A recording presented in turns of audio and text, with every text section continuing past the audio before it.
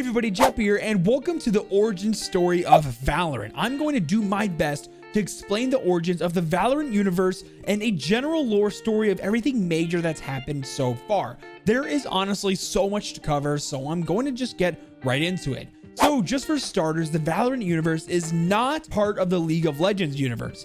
Even though they're both made by Riot Games, Valorant is on its own, which is pretty cool. So the story starts off like this for Valorant. Valorant takes place in the near future on planet Earth. In fact, the story starts in the year 2039, which at the time of the recording for this video is only 18 years in the future. But then something truly life and world altering was about to happen. The event that changed the world forever was known as the First Light.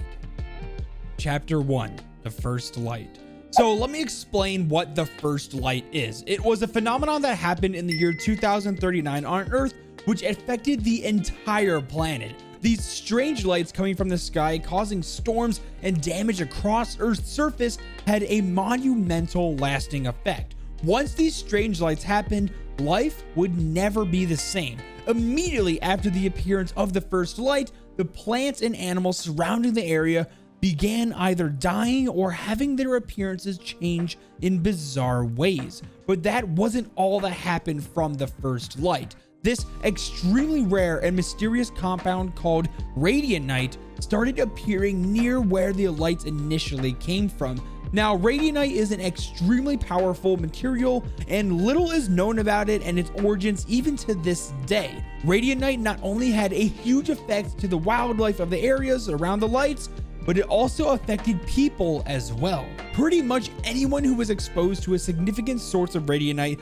started having weird things happening to them. It looks like Radianite may have the ability to alter the genome of humans and gift them with abilities that normal people do not have. These abilities can range from very minor powers with not much significance all the way to super rare cases where people's powers can literally revive dead people or even teleport. Now, these people who got gifted these extraordinary capabilities are called Radiants, based off the energy that gave them their powers, Radianites. Now, at first, these Radiants were not generally accepted by society, but eventually throughout the years, they will become more integrated with normal society and not feel so alienated. But unfortunately, some Radiants don't feel that way and still feel oppressed. But now we need to move on to the next chapter on the origins of Valorant.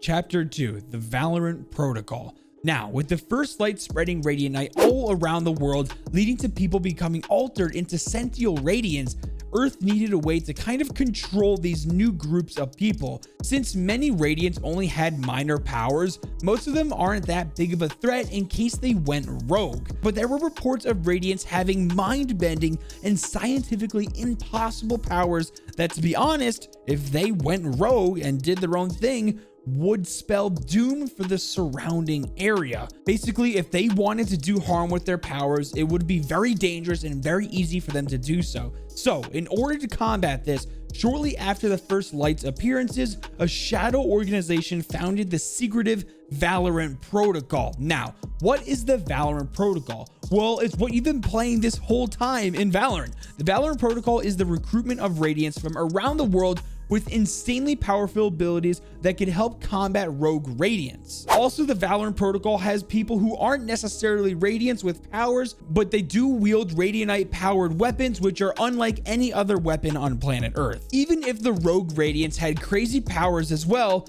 normal military wouldn't be able to handle them. So they need to fight Radiants with Radiants. It's almost like the company Vought in the show The Boys. If anyone has ever seen the show, you'll understand what I'm saying. Now, we don't know much about the shadow organization that helped fund the founding of the Valorant Protocol, but we do know who the first agents are that were recruited. Anyone who was recruited into the VP was now an agent for the protocol, and the first two were Brimstone and Viper. Brimstone being the leader and Viper being the co-founder. Now, another agent called Omen played a key role in starting up the VP's foundation as well.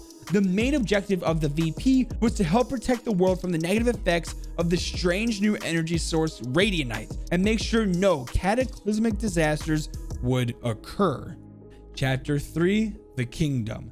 Now, remember how I said there were multiple uses for Radianite that was quickly discovered after the first light? Well, one of the most powerful uses of the new material is the almost bottomless supply of energy even a small amount has. Once humanity learned how to harness the energy Radianite, production started on a mechanized and global scale. Not only could it be used to power Earth's energy needs, but it can also be used to craft brand new weapons the world has never seen. A company called the Kingdom was founded and began stripping Radianite of its energy and using its energy to replace other means of electricity. Suddenly, there was a clean, non-pollutant energy source that was astronomically more efficient than any renewable energy source prior on Earth.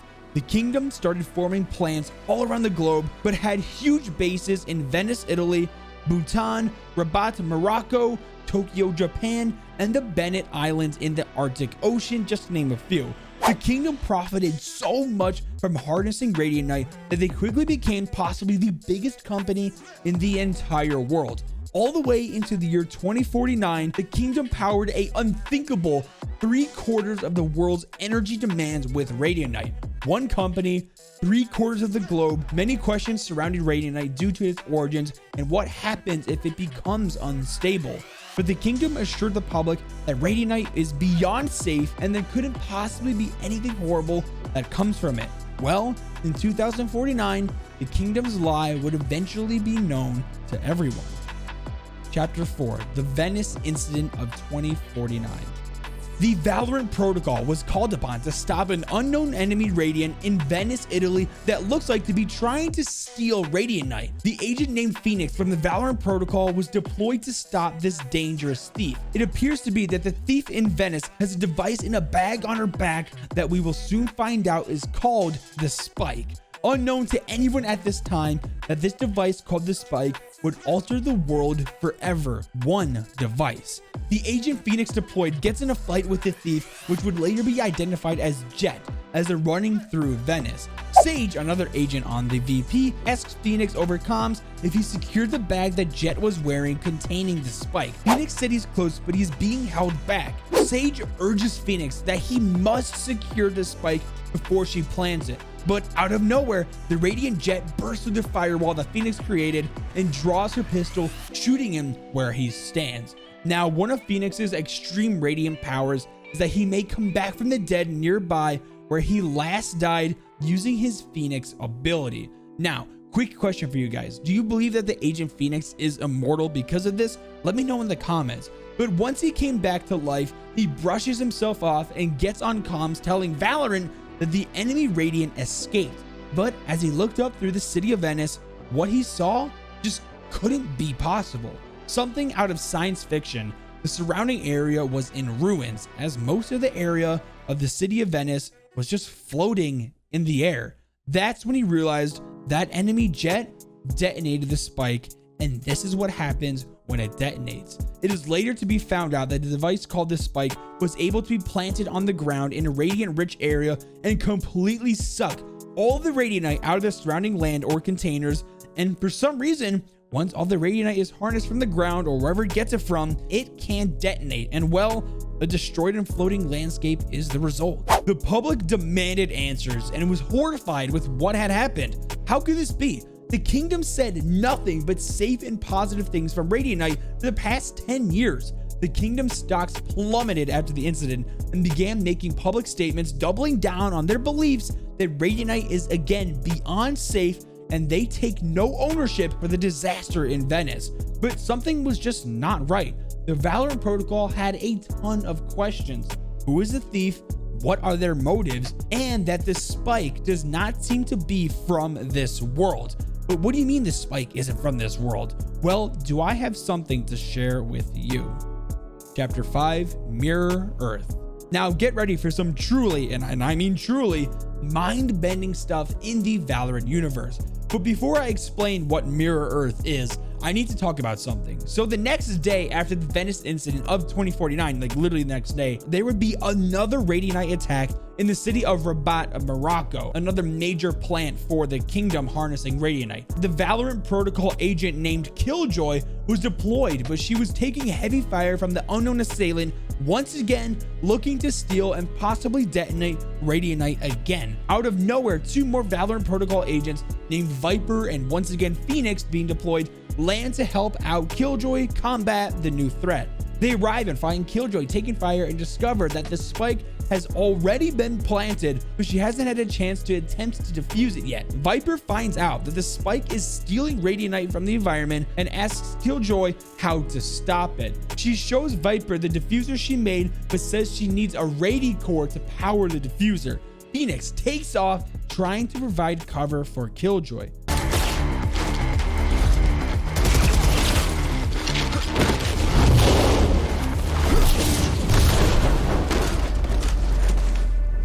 Up, come on.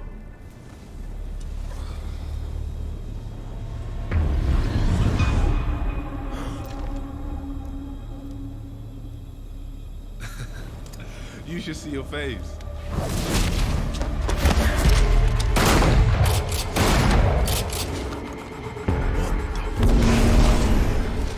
Come on. Yes, that was another Phoenix, an exact mirror of him. The cinematic ends with them defusing the spike and preventing another catastrophe like Venice and taking the spike back to the Valorant Protocol. But Phoenix needed some answers now.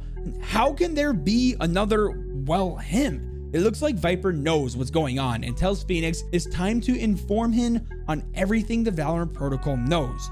And what they know is that there is a mirror Earth, an Earth just like the one we live on right now, which will now be called Earth 1. But where did Mirror Earth come from? Now, I'm unsure if this Mirror Earth was always there or if the Mirror Earth came to be once the first light originated in the year 2039. Can anyone help me out in the comments? I was actually unsure on where Mirror Earth came to be. But anyways, it looks like Mirror Earth is almost an exact replica of our Earth. And the jet that detonated the spike in Venice and the Phoenix we just saw in the cinematic from Rabat in Morocco are from this Mirror Earth. They are somehow transported from there to here with the mission of stealing Radianite and or detonating the spike here on Earth 1 to maybe damage it. But why are they doing this? To be honest, I don't know, and I couldn't find anything while researching for this video to help explain their motives on why they're doing this and stealing the Radianite. But then it hit me. This story is the gameplay for Valorant. The attackers are the Mirror Earth agents landing on Earth 1, trying to plant the spike and steal or detonate the Radianite, and the defenders are the Earth 1 agents doing everything in their power to stop it. This is Valorant. Every match is a fight to save the Earth. Chapter 6. So what now? So currently in the Valorant universe, it is known that there are hostile enemies on a planet called Mirror Earth that means to do harm to ours. The Valorant Protocol is about the only methods we have to stopping these Radiants or mirror agents that don't particularly have powers themselves, but wield radiant field weapons instead, kind of like Brimstone. But what now? Well, it's all up to Riot Games to tell us an amazing story. So far, they've created a rich and interesting base for a great storyline.